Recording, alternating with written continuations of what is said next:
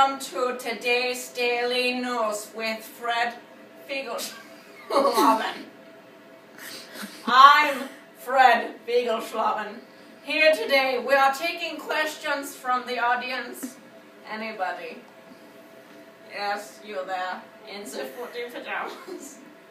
How did hippopotamuses come together? How did they become named hippopotamus? The name hippopotamus. Great story. We do not speak of it. We do not talk about the hippopotamus. Next question.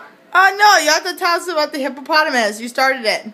I do not know what you're talking about. We do not speak of this hippopotamus. You're speaking of it, so now you must tell us. Alright, I'll tell you the story. But only because you asked me. Don't tell anyone where you got it from.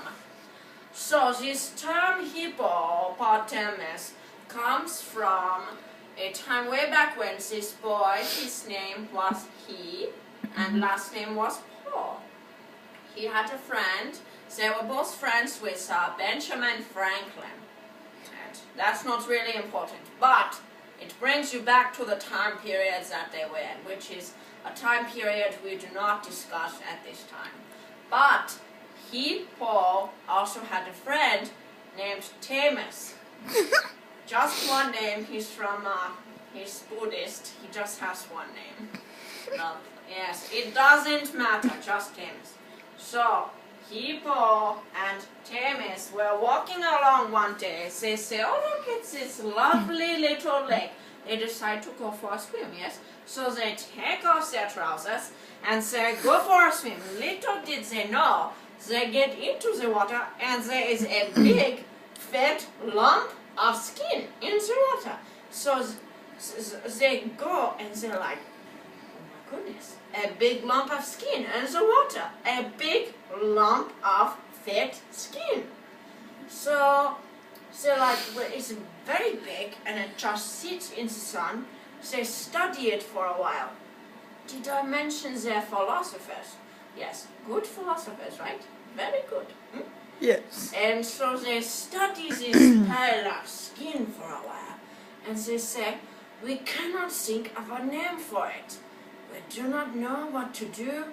So what they say is, we'll call it after ourselves.